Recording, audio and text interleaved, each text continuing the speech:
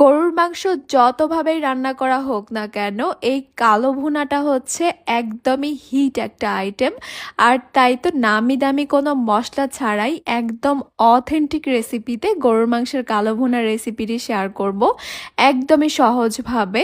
আসসালামু আলাইকুম everyone, welcome to Apsara's mini kitchen.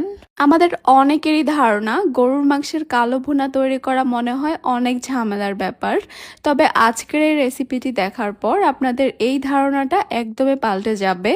কারণ আমি এখানে নামি দামি কোনো মশলাই ব্যবহার করিনি, একদমই সহজভাবে তৈরি করেছি। এক কথায় বলতে গেলে নর্মাল গরুর মাংস রান্না করার চেয়েও এই কালো ভুনাটা তৈরি করা আরো অনেক বেশি সহজ হয়ে যাবে আপনাদের কাছে। গরুর মাংসের কালো ভুনা করার জন্য আমি এখানে প্রায় 1 কেজি গরুর মাংস নিয়ে নিয়েছি, আর মাংসগুলোকে একটু বড় করে কেটে নিয়েছি। আর কালো ভুনার মাংস কিন্তু এভাবেই কেটে নিতে হয়। সঙ্গে আমি একটা নলিও নিয়ে নিয়েছি। প্রথমেই এখানে দিয়ে দিব 1 টেবিল চামচ আদা বাটা, এরপর এখানে দিয়ে দিব 1 টেবিল চামচ রসুন বাটা, 1 চা চামচ দিয়ে দিব জিরা গুঁড়া, দিয়ে দিব 1 চা চামচ ধনিয়া গুঁড়া, গরম মশলা গুঁড়া দিয়ে দিব 1 চা চামচ, কালো গোলমরিচের গুঁড়া দিয়ে দিব 1 চা চামচ, শাহি গরম মশলার গুঁড়া দিয়ে দিব 1 চা চামচ। এটা রেসিপি কিন্তু আমার চ্যানেলে অলরেডি দেওয়া হয়ে গেছে।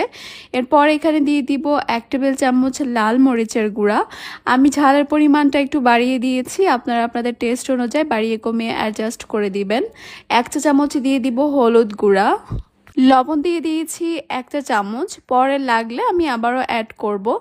এরপর এখানে দিয়ে দিব পেঁয়াজ বেরেস্তা হাফ কাপ, পেঁয়াজ কুচি দিয়ে দিব 1 কাপের মতো।